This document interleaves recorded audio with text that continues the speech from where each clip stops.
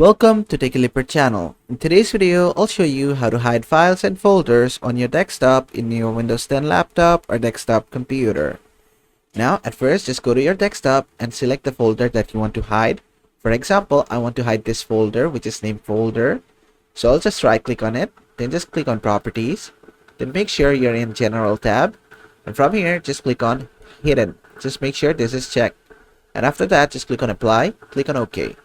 And there you go, the folder has been hidden. And to show the folder again, what you have to do is just open File Explorer, then just go to Desktop, then just go to View from on top of here, and from here just go to Hidden Item, just enable this, and you can see the folder back again.